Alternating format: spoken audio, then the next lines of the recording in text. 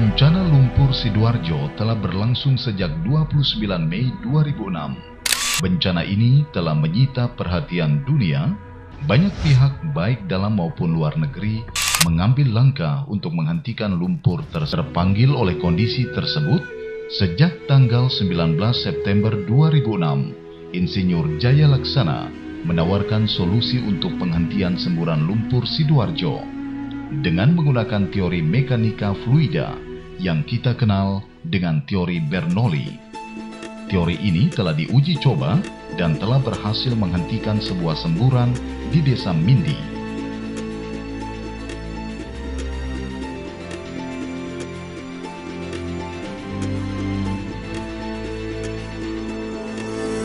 Semburan lumpur yang terjadi di Porong Sidoarjo berasal dari dalam perut bumi.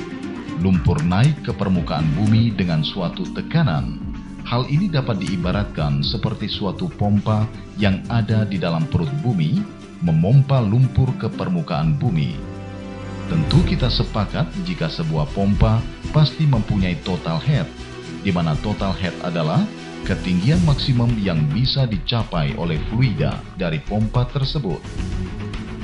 Penting untuk diketahui bahwa makin mendekati total head, fluida akan mengalir makin lambat hingga akhirnya berhenti pada saat mencapai total head, karena pada posisi total head terjadi keseimbangan tekanan antara tekanan atas dan tekanan dari bawah.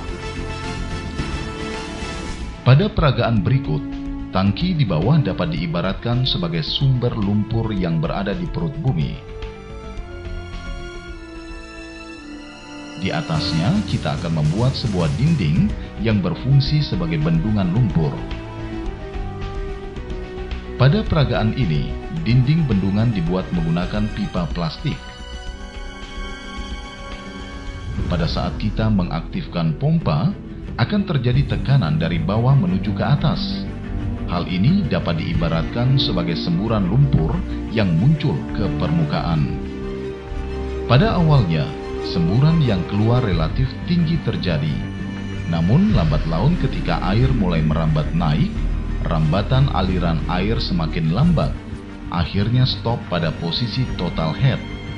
Pada titik ini, semburan lumpur berhasil kita hentikan. Namun apa yang terjadi jika kita memasukkan air yang berbeda warna pada wadah di atas? Karena tekanan dari atas lebih besar daripada tekanan di bawah, maka perlahan-lahan air yang berada di wadah atas akan turun menuju bawah, walaupun pompa air masih menyala.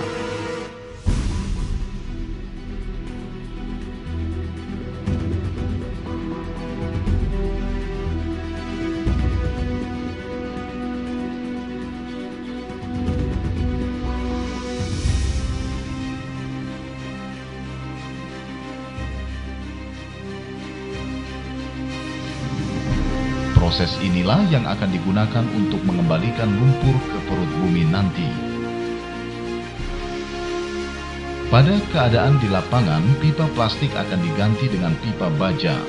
Pipa baja tersebut akan dipasang di sekitar pusat semburan. Masing-masing pipa akan disambung dan diperkuat dengan menggunakan las.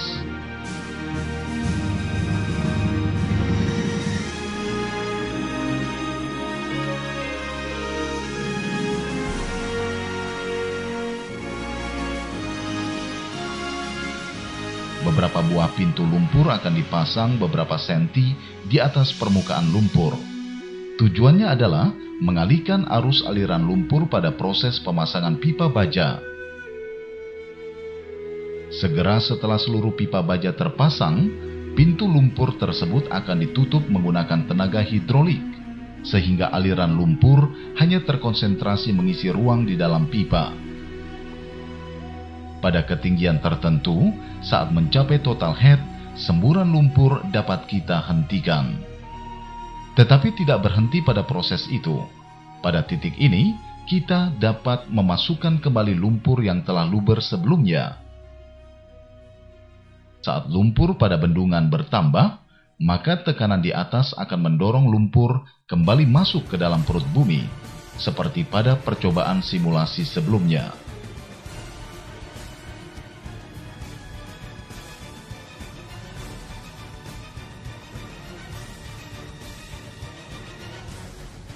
Setelah proses memasukkan lumpur selesai, sebuah pipa berisikan semen bertekanan tinggi akan disuntikan ke pusat semburan. Hal ini akan menutup lubang semburan lumpur. Metode serupa dapat diterapkan pada semburan-semburan lainnya.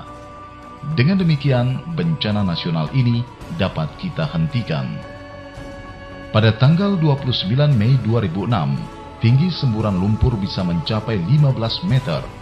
Namun setelah bendungan Sirtu yang diberi nama Ring 1 dibuat mengelilingi pusat semburan, sangat jelas terlihat bahwa semburan yang tadinya keras sekarang menjadi lambat. Artinya semakin mendekati total head, aliran lumpur makin lambat, sehingga teori Bernoulli cocok dan tepat digunakan untuk menghentikan bencana nasional ini.